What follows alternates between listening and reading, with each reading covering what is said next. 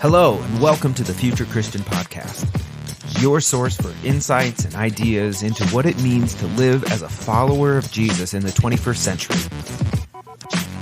At the Future Christian Podcast, we talk to pastors, authors, and other faith leaders for helpful advice and practical wisdom to help you and your community of faith walk boldly into the future. Here's your host, Lauren Richmond Jr. Welcome to the Future Christian Podcast. My name is Lauren Richmond Jr. Today I'm welcoming Martha Tatarnic as a guest. Martha is the lead priest of St. George's, a thriving downtown Anglican church in St. Catharines, Ontario. Martha writes a regular blog for the Anglican Church of Canada, which can be found at medium.com. She's the author of The Living Diet, A Christian Journey to Joyful Eating, an exploration of our relationship with food and our body through a Christian perspective, and also her second book, Why Gather?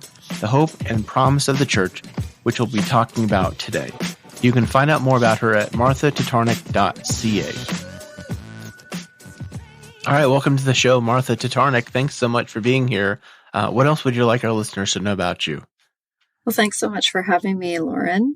I think it's worth noting that I've now been in parish leadership, church leadership for a little over 20 years. I was kind of a kid when I first got into ministry, and it's still kind of a surprise to find that this is what I'm doing with my life. You know, people often ask what it was that made me want to get into parish ministry, and my answer is I didn't want to be in church leadership at all. I was going to be a lawyer, but it's certainly been a wild ride and a wonderful learning curve over the past 2 decades. Yeah, awesome. I should add for our listeners, Martha comes to us from north of the border, again, coming from my context in the States. So welcome to hopefully some Canadian listeners. But thanks so much for being here. Share, if you would, kind of about your journey of faith, what that looked like, perhaps in the beginning, what that looks like today. Yeah. I grew up in a church-going family. My family settled in the Anglican Church, which the Episcopalian Church would be the corollary to that in the U.S. We settled there when I was probably 8 years old or so on, about that age.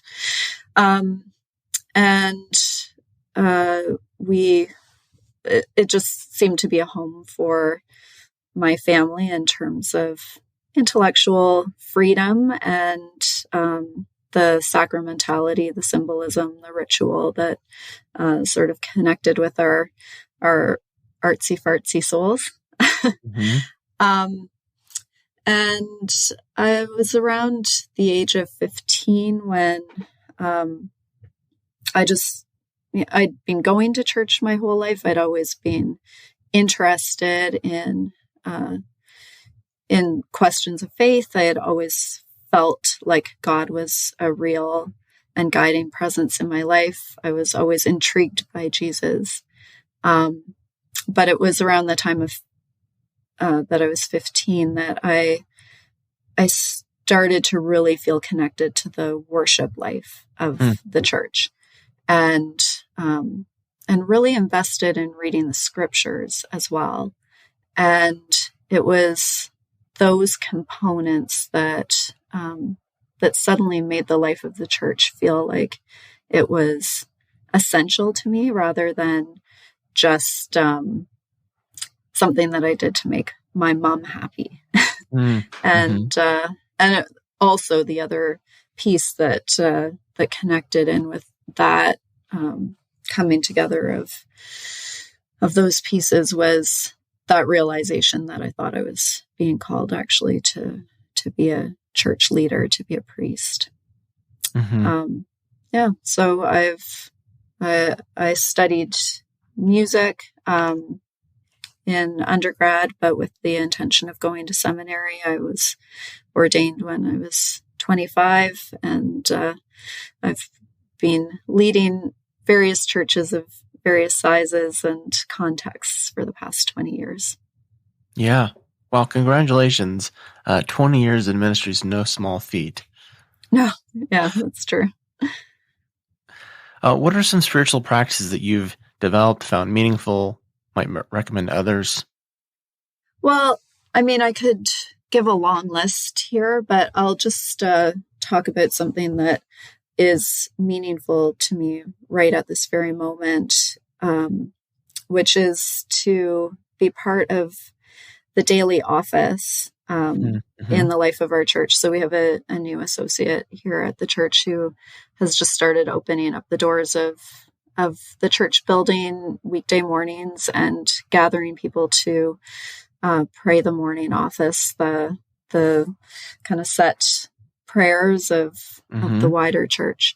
It takes about 15 minutes. I was reflecting with him this morning that, that was a piece of my prayer life that was really important to me when I was younger and before I had children. And it just really kind of fell by the wayside after I had kids. I couldn't imagine getting up in the morning and doing anything other than hitting the ground running. Right. But somehow that gathering of even just a few people at a regular time, that gift of community, allows me to get back into that habit in a way that I'm finding very centering and life-giving.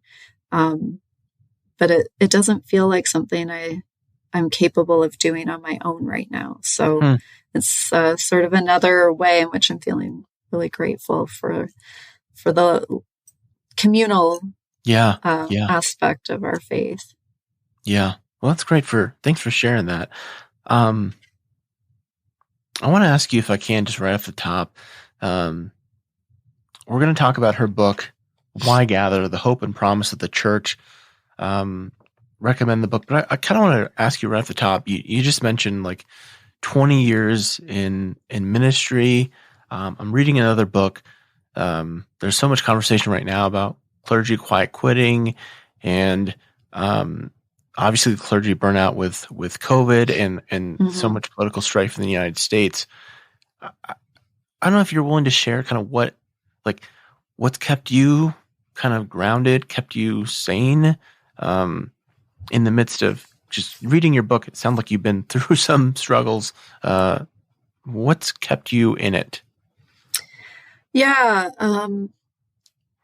it's the people who share the walk with me, for sure. And yes, I do talk in the book about skating on the thin ice of burnout, and sort of not realizing how thin the ice was until it was almost too late. Wow.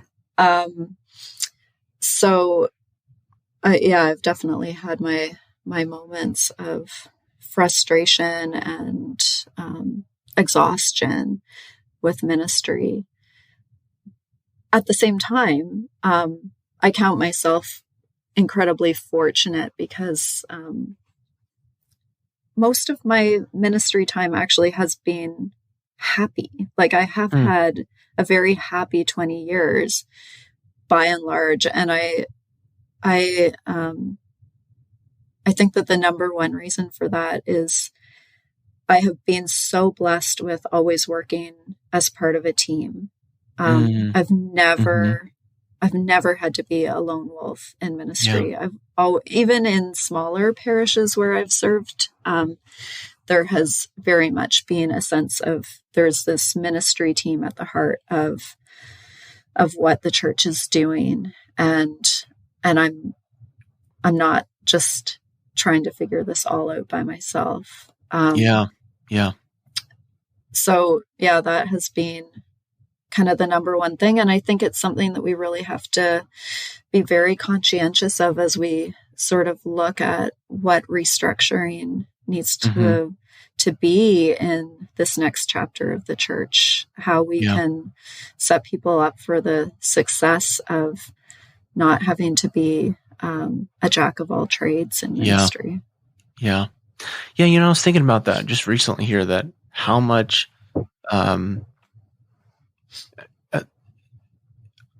I think the statistic is right that coming out of seminary, people tend to burn out in their first 5 years, leave the profession, right? And I wonder, like, what difference it would make if people could, I think, at least in the last probably 10, 15 years in the States, at least, and I imagine it's probably similar in your context, right? Where because they're smaller churches, there's not like the opportunity as much for someone to come out of seminary and work as an associate or as an assistant pastor or clergy person. And they come into these small churches or parishes and they kind of have the jack of all trade thing, like you said, and quickly find themselves doing like all these minutia tasks that, they're like, hey, I didn't come out of seminary to like, recruit volunteers or clean the toilets or whatever. Yeah. Like, do you think that's a real challenge that's part of the problem? Oh, absolutely. I mean, I like the two cohorts before me in terms of ordination in this particular part of the church. I think everyone in that cohort left ministry in the first 5 years. And wow. And yeah, I think that piece around kind of getting thrown into situations that you're really not trained for is part of it. I think I think the church has been hit or miss in terms of how intentionally we think about curacies. So curacies in our tradition is that first couple of years where you are ordained, but you're also working in a team context with a senior pastor. And I think that's a big reason why I've been happy in ministry, is because I had such an excellent curacy experience that, extended in friendship and mentorship so far beyond those first 2 years. I really felt like I was set up to learn and grow rather than set up to fail. Yeah. Spell that word for me. Curacy. So there would be, I guess, different language and different traditions, but that's the language that we have in the Anglican Church. And when there are resources to make that happen, it sure makes a big difference. Yeah. Well, this is good. Thanks for just kind of engaging with me on that. Yeah, of course. With this on the fly. Again, I'll reintroduce you. The book is Why Gather, The Hope and Promise of the Church. Martha, share, if you would, kind of what inspired the book and how it came to be, that sort of thing. Yeah, I think that there are really three threads that that coalesced into the idea for the book and run throughout the book. And those three threads would be, first of all, what it is to be formed by a church in decline. Because I have zero experience of anything other than a declining church structure. I've served in churches that have had growth and vitality for sure, but the institutional church in my living memory has always been in decline. Yeah. And I have always been I have always lived in a world that feels very secular. I when I was in high school and discerning a call to ministry, like none of my friends were churchgoers. Yeah. Like the assumption of my life is mostly that church is something that most people opt out of in our world. So ministering in a declining church was kind of the first thread, like what the response of an institution that seems to be fighting for its own survival takes, what that response looks like, and what burden that places on leaders. Which brings me to the second thread of the book, which is that coming to a place of feeling like I was very close to burnout. And that was happening to me pre-pandemic. I was just starting to feel like I was I'd been juggling so many balls for so long in terms of continuing the traditions of the church and trying new things and new initiatives as well. And suddenly none of it seemed to be working any longer. And that burden felt really heavy on me. And then the third thread is that just as I was beginning to really have to acknowledge what was happening to me personally, the world shut down with COVID-19. And suddenly everything about our patterns and our juggling acts completely changed. So those were the three pieces that all came together, in March of 2020. And the book is a reflection of wrestling with those threads. Yeah.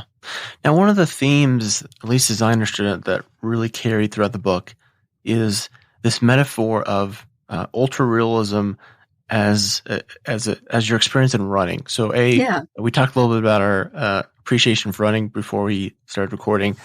Share, if you would, kind of what ultrarealism is, maybe how it fits in the running, and how you see it fitting in the church context. Yeah. So over the years, I have really gotten into long distance running. I ran my first marathon in 2021, but I'd been really enjoying running half marathons before that time.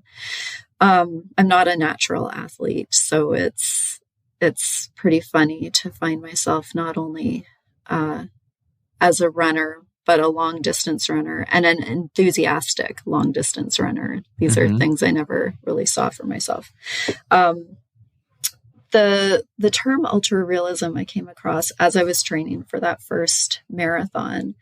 And it's a mental fitness perspective described for endurance sports. So the premise of ultrarealism is that in endurance sports, we can so easily get derailed, not by the physical challenges, but by the mental challenges of what we're trying to do. And I would say the two big traps of mental fitness in endurance sports is, number one, wishing that things were different from what they are. Yeah. And number two, worrying about what is coming next.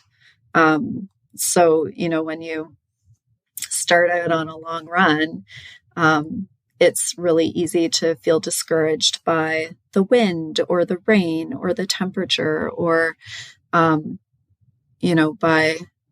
by the fact that you've only run 1 kilometer and it felt really hard and you have 29 to go. Yeah. And how am I going to get through the next 29? And you can just freak yourself right out of doing anything other than that 1 kilometer because you feel like the whole thing just stretches before you in a way that feels impossible. But ultrarealism is to focus your mind away from the wishing and the worrying and to become really attentive to what's actually happening and to make your decisions based on what is actually happening, to accept what's happening and then to embrace it. And that has a lot to do with being clear about what is out of our control and how we're empowered in the midst of all the things that we don't control. So that metaphor for running, I find enormously helpful as a runner, but I find it enormously helpful as a human being, just trying to navigate life, because I think it's pretty easy to see how wishing and worrying can derail a lot of situations other than endurance sports. And certainly how much energy a church institution fearful for its own survival can invest in the wishing and worrying instead of attending to what is actually happening, and just getting really clear about, what we can do something about and what we can't. Yeah. What's not, what we're not in charge of. So I think that's such an interesting perspective, because obviously, and I imagine, broadly speaking, some of the same cultural dynamics that are happening in your part of the world in Canada are similar to what's happening here in the States. So much of it is, quote unquote, cultural secularization, et cetera, et cetera, et cetera. I mean, we don't need to talk about all those dynamics here. But so there's a line you have in the book that the mainline church is so concerned with its decline, kind of that worrying and wishing, if I'm thinking through it right. All it can see, it's their own faults and failings, wishing for something to be different, wishing to be something other. So filter kind of that line there through the ultrarealism way of thinking, how churches could do it differently, perhaps. Yeah, I mean, I think that there is a lot of looking back to the good old days and regretting that things aren't as they used to be. I think in the Anglican Church, in the mainline tradition, there's so much of looking to denominations that seem to be way more successful and have, way more young people and tithing young people filling their pews, and to feel like, well, we should be doing what they're doing. Why can't we be more like them? I liken, in my book, the mainline church to having a problem with body image. Like, I know that I wouldn't know how to be a follower of Jesus if it weren't for the intellectual freedom, the commitment to equality and inclusion, the richness of the symbols and the sacraments of our tradition. All of those pieces help me to be a follower of Jesus and help so many people to be a follower of Jesus. But we can't even kind of see and embrace the beautiful things about our part of the Christian tradition, because we're so kind of consumed with what we don't have, or what we think others are doing better, or what we feel like we've lost. Yeah. Kind of to that point, or on that theme, you also write, mainline church has gotten trapped trying to save something other than who we really are. So I think you've kind of hinted at there in your previous answer, but what are we? Speaking big, universal we here, and then what should we mainliners be trying to save? Yeah, we're doing a study on it in our church right now on the book that I wrote, and just gathering people to talk about it. And so I posed this question to them this past Tuesday, and their answers were just like really clear and really immediate, that, at its heart, the church is always about a relationship with God, and for us as Christians, that relationship with God is through following Jesus. That's, always the heart of it. And out of that is a life of service and a community of prayer and fellowship and friendship. And those pieces of prayer and gathering and service, and people who have been met and changed by the living God, like that's that's what this is. Mm-hmm. I was listening to your podcast from a couple of weeks ago with Ryan Panzer talking about, all of the online manifestations of Christian community. And I just thought it was so interesting the way that he named that,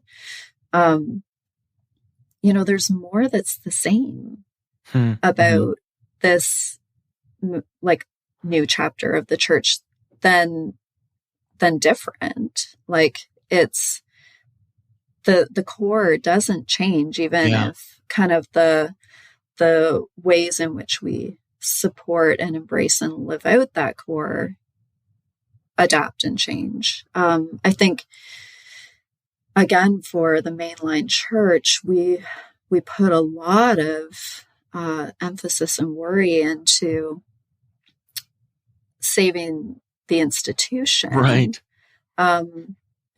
And I'm not anti-institution. Like, I think the institution can do brave and bold things in terms of supporting those pieces of service and prayer and community.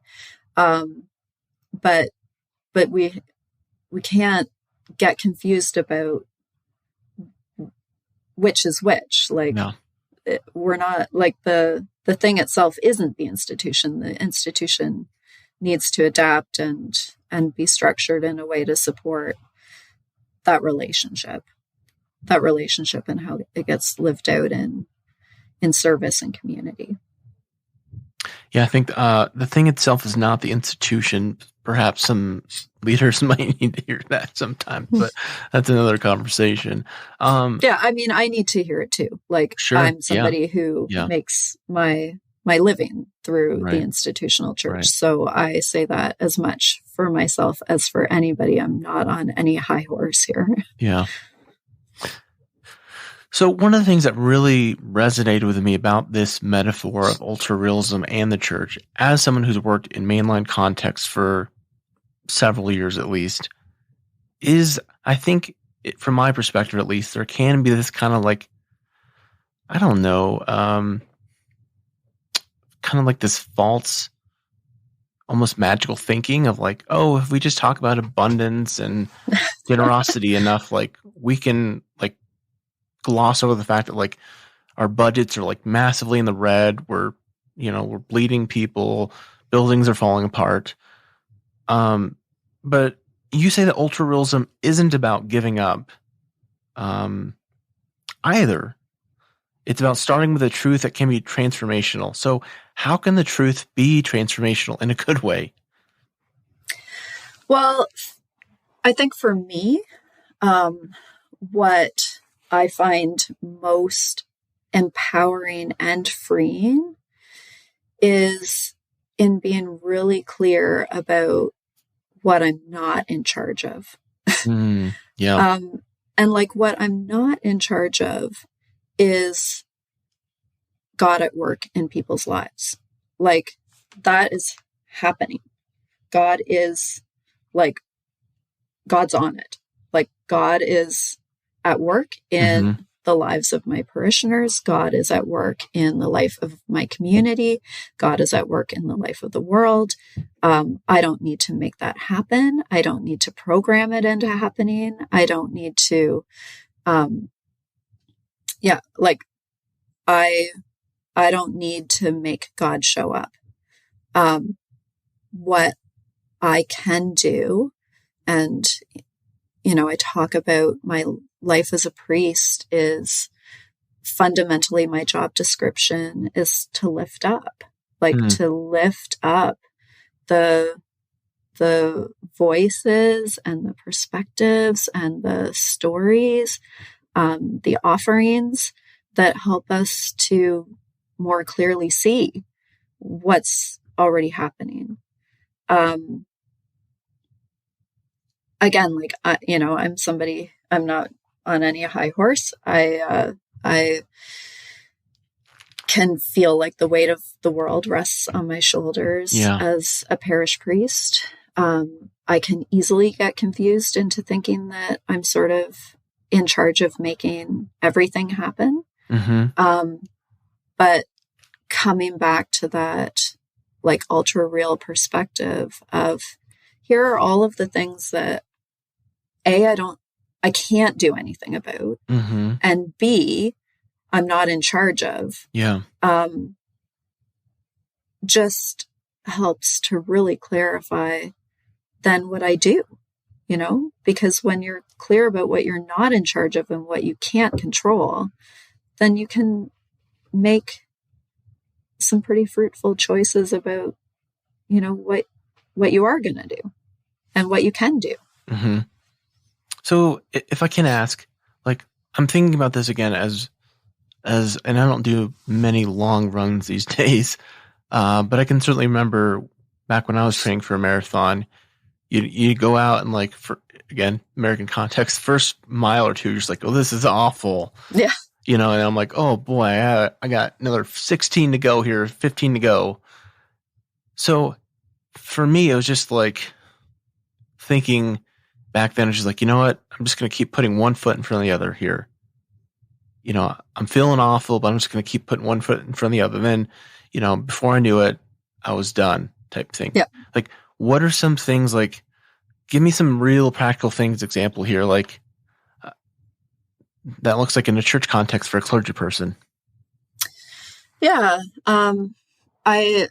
I think that's absolutely right about the running. Most of the time when you sort of actually focus on what's happening right now, like right now I'm running. Mm-hmm. Like that's whether I'm wishing or worrying, right now I'm running. I think the parallel in church ministry is, like, right here and right now is a gathering of people who have incredible stories about how their lives have been transformed by God, by prayer, by the life of the church, how, they have experienced grief and brokenness and sin and loss, and how they have found in their Christian faith the redeeming of that pain and heartbreak into, some kind of offering, some kind of, like, beautiful offering of love. And they're living this out in just, like, profound and inspiring ways. And again, even in our mainline context where we're supposedly not great at sharing our faith stories, or we're not kind of as vocal about talking about our relationship with God, if you just, like, kind of invite people and, like, scratch beneath the surface a little bit, like, just kind of ask people to talk about it, it pours out of them. So, one piece that I think we've been really intentional about developing in my church here, and that I think has been enormously fruitful, is to create those kinds of opportunities, whether it's through preaching series that involve a lot of different people in the church, whether it's through, small group studies, those opportunities for people to just be invited to talk about that. It's amazing how that just starts to change the culture of a church, and suddenly everybody's a little bit more tuned in to how they see God working in their lives, and how they see God working in the life of the community, and it's contagious in a way,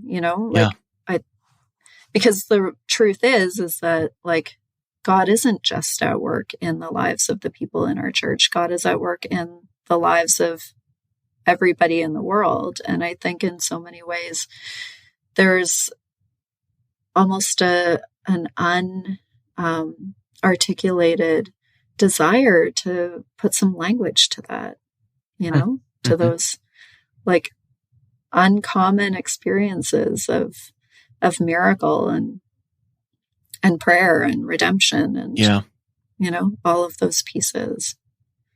Yeah. So I want to ask, perhaps, if I read correctly, you write that there's a big risk in an ultra-real church.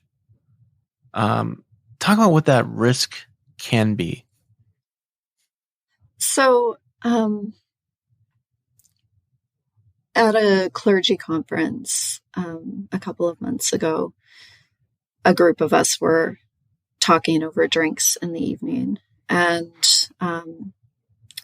we were kind of talking through some of our frustrations with the way in which the church can really fall down in some significant ways, whether it's in how we respond to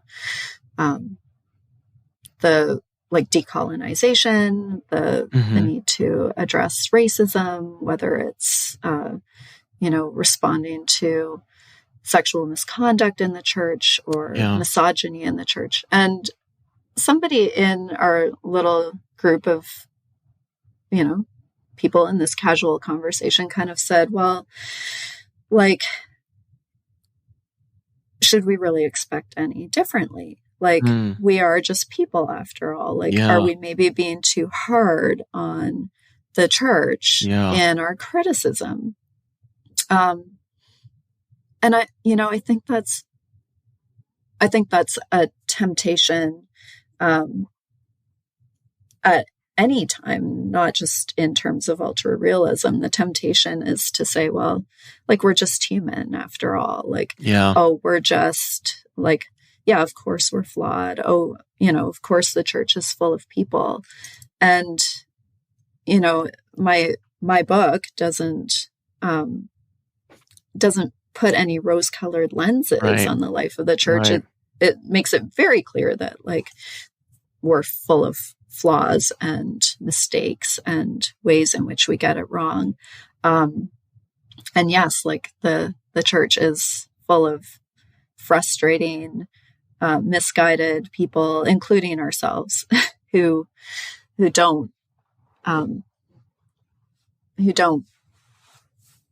lose track of what this is all about. I mean, we all do that, but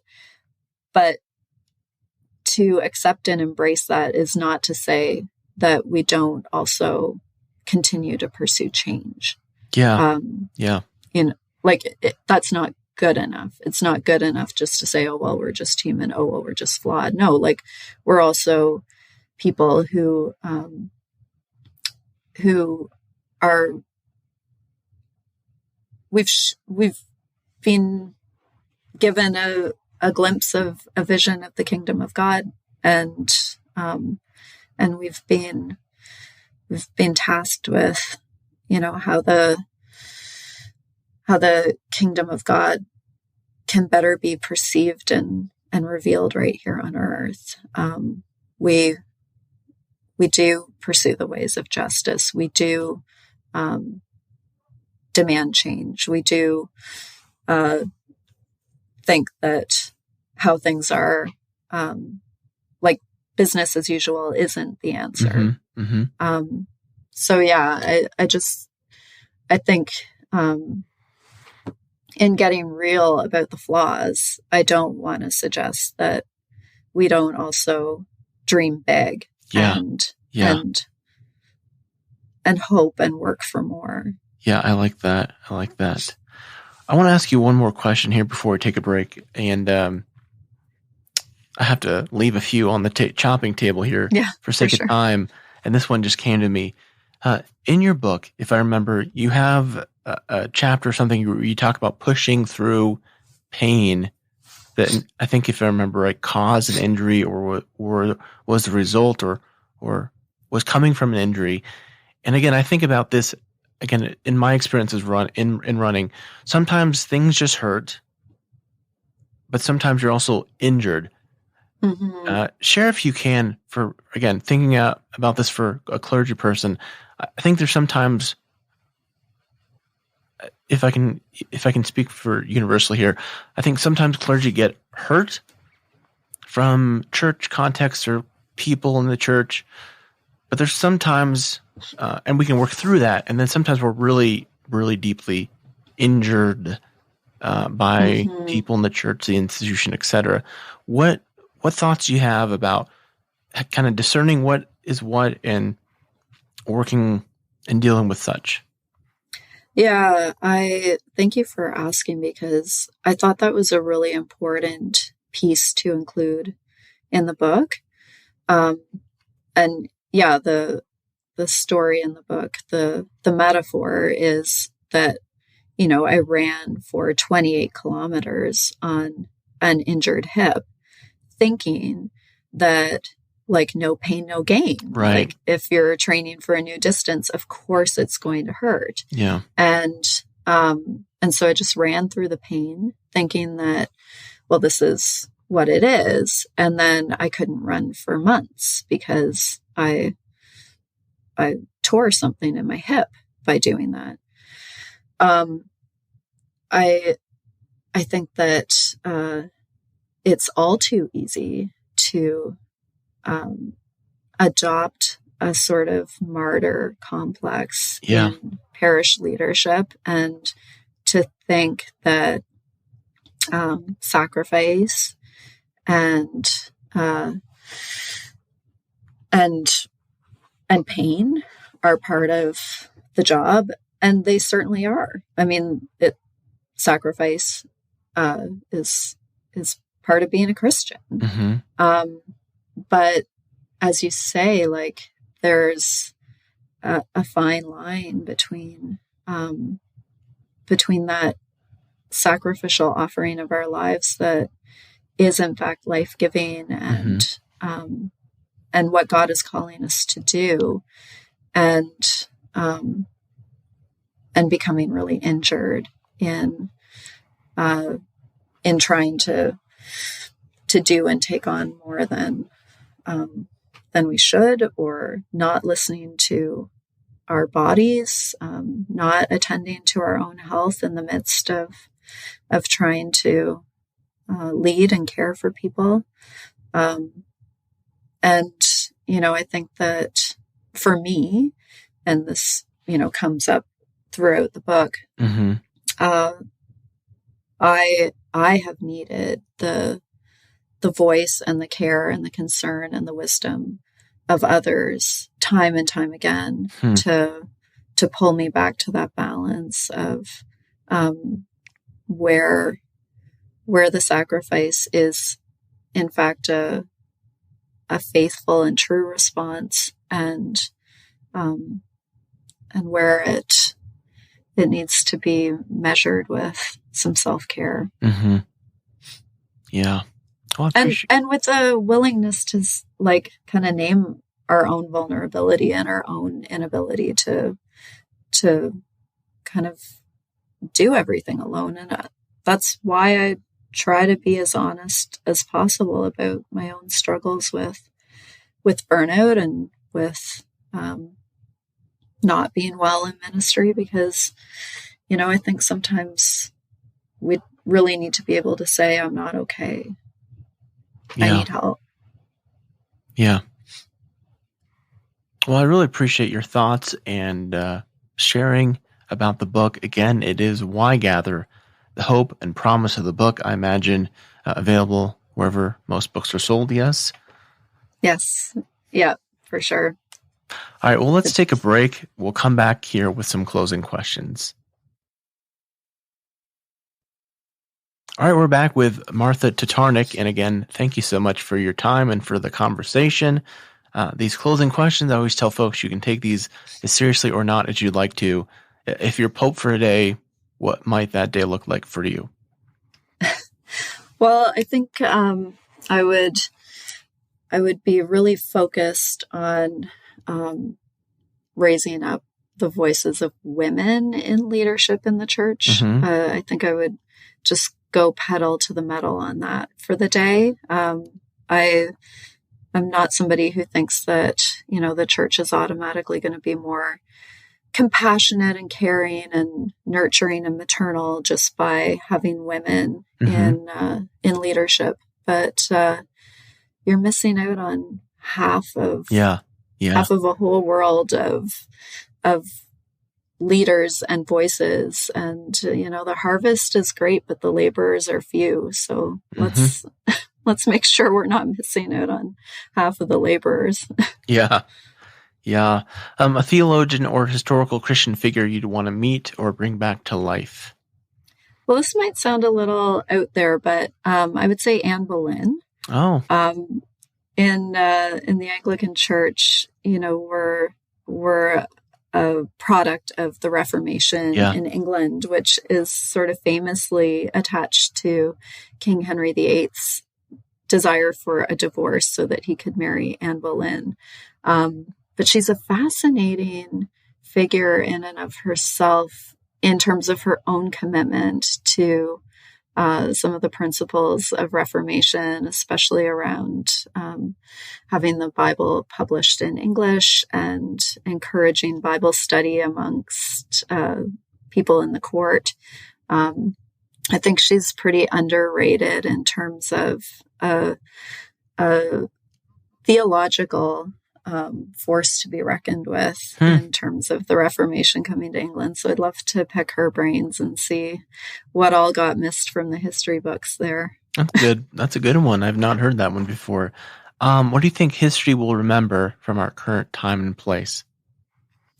I think we'll be talking for a long time about that experience of COVID shutting down our churches to public worship, and that very first time for any of us in church leadership of coming into an empty sanctuary and maybe a camera and that experience of how empty the church felt and also how not empty the church felt, and kind of the